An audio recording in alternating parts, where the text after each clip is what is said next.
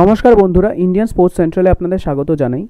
আজ আমরা মুম্বাই ভার্সেস মোহনবাগান ম্যাচের রিভিউ নিয়ে ডিসকাস করতে চলেছি। কিন্তু সেটি শুরু করার আগে আপনাদের কাছ থেকে একটাই অনুরোধ, যারা এখনও চ্যানেলটিকে সাবস্ক্রাইব করেনি তারা সাবস্ক্রাইব করে বেল নোটিফিকেশন প্রেস করে অল করে দেবেন। ধন্যবাদ। তো চলে আসি আজকের ভিডিওতে।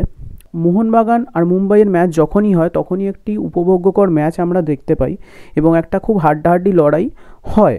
এবং এবারও আমরা এক্সপেক্ট করেছিলাম একটা বেশ হাড্ডাহাড্ডি লড়াই হবে। লাস্ট 3 বছর মোহনবাগান মুম্বাইকে হারাতে পারেনি আইএসএলে, এবং সেই কারণে আমরা এক্সপেক্ট করেছিলাম হয়তো এবার সেই উইনিং স্ট্রিক ভাঙবে, কারণ মুম্বাই কারেন্টলি একটু অফ কালার লাগছিল এবং মোহনবাগান স্পেসিফিক্যালি ইস্টবেঙ্গলের এগেনস্টে ড্র করার পর মুম্বাইকে একটু কম্প্যারেটিভলি উইকার লাগছিল এবং মোহনবাগান এবার খুব ভালো একটি টিম বানিয়েছে। তো আমরা এক্সপেক্ট করেছিলাম হয়তো মোহনবাগান মুম্বাইকে এবার হারাতে পারবে।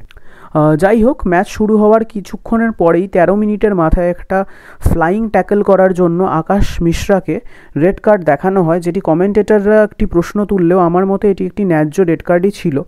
এবং তারপরেই মোহনবাগান ম্যাচে তাদের অ্যাট্যাক বাড়াতে শুরু করে এবং 10 জনের মুম্বাইয়ের এগেনস্টে মোহনবাগানের অ্যাট্যাক যথেষ্ট লিথল লাগছিল। এবং তখন মোহনবাগানের সাথে পেরে ওঠার জন্য তারা ছাং থেকে স্যাক্রিফাইস করে ভালপুইয়াকে নামায়, যেটির ফলে মোহনবাগান তখন মোটামুটি মোহনবাগানই একতরফা অ্যাট্যাক করে যাচ্ছিল এবং মুম্বাই সেরকমভাবে একটু ব্যাকফুটে চলে গেছিলো।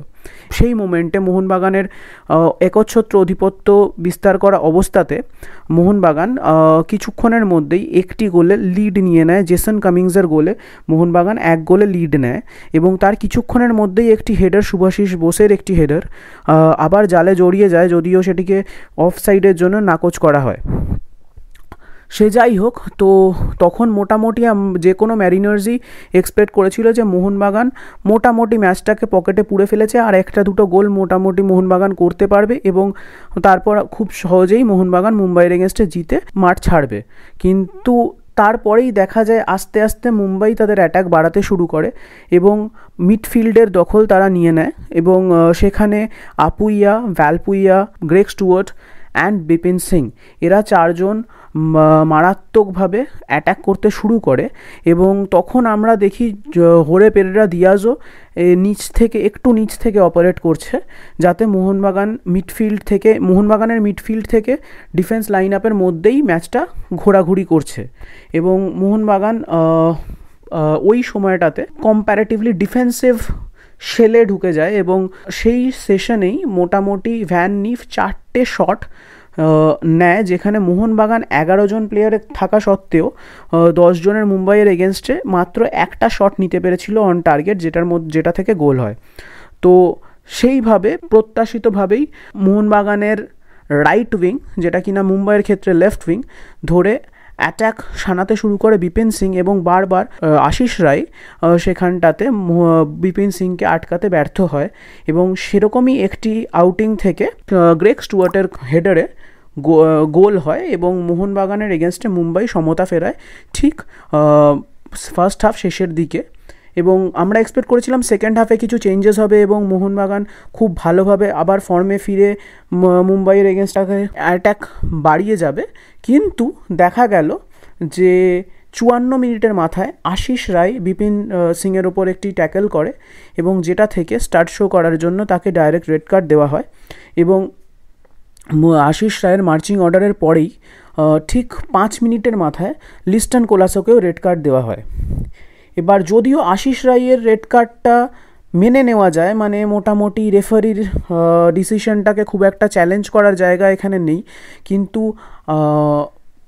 এই লিস্টন কোলাসো রেড কার্ডটা, যেটা কিনা শুভাশিস বোসের একটি ট্যাকল এবং সেখানে শুভাশিস বোসকে ইয়েলো কার্ড দেওয়ার প্রতিবাদে লিস্টন কোলাসো রেফারির সাথে তর্কাতর্কিতে জড়িয়ে পড়ে এবং সেই আমরা দেখেছি এর আগেও এরকম সিচুয়েশন ফুটবল মাঠে হয়েই থাকে, যেখানে একটি প্লেয়ার রেফারির ডিসিশনের এগেনস্টে প্রতিবাদ জানায় এবং সেটাতে সাধারণত রেফারিরা খুব বেশি কিছু হলে ইয়েলো কার্ড দেখিয়ে থাকে। সেখানে ডাইরেক্ট রেড কার্ড এই জিনিসটা একটি খুব কন্ট্রোভার্সিয়াল ডিসিশন এবং তারপরেই মোটামুটি মোহনবাগান ম্যাচ থেকে হারিয়ে যেতে শুরু করে এবং মুম্বাই একতরফা অ্যাটাক স্টার্ট করে, কারণ তখন 9 জনের মোহনবাগানের এগেনস্টে 10 জনের মুম্বাই ফাইটটা মোটামুটি যথেষ্ট রকম মুম্বাইয়ের সাইডে ছিল এবং অবভিয়াসলি একটি ডিফেন্ডার এবং একটি উইঙ্গার দুজনে চলে যাওয়ায় এবং দুটি খুব important pillar of the team চলে যাওয়ায় মোহনবাগান স্বভাবতই যথেষ্ট ব্যাকফুটে চলে যায়।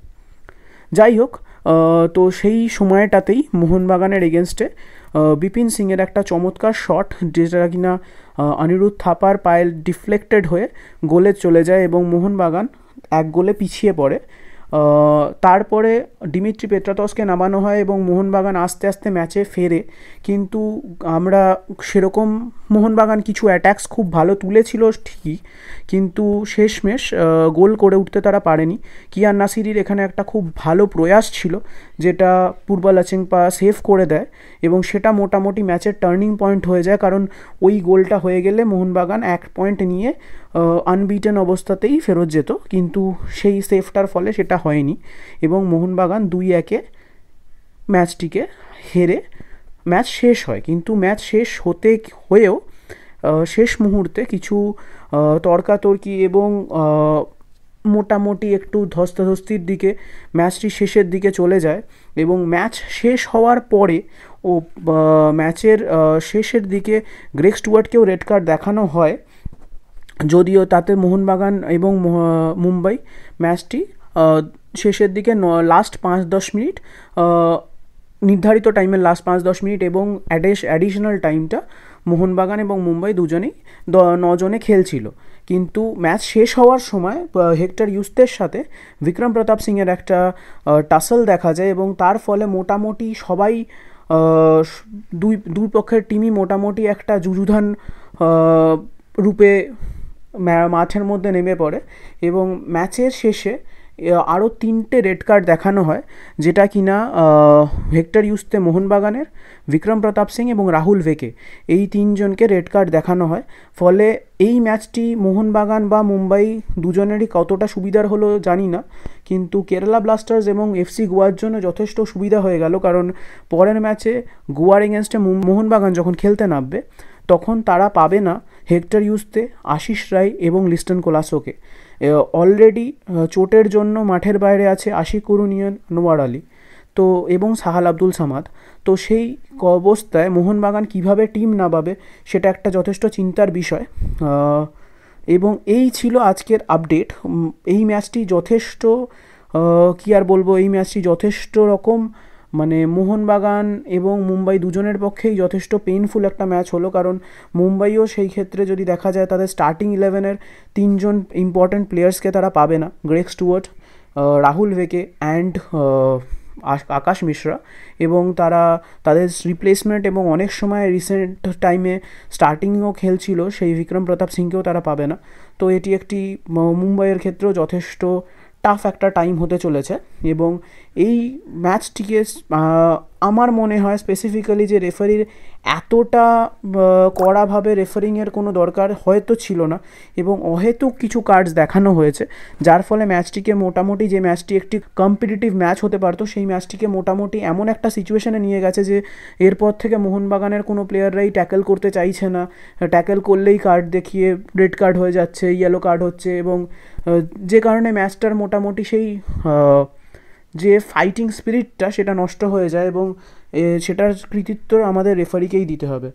যাই হোক, এই ছিল আমাদের আপডেট আজকে এই সেই ম্যাচের নিয়ে। ধন্যবাদ।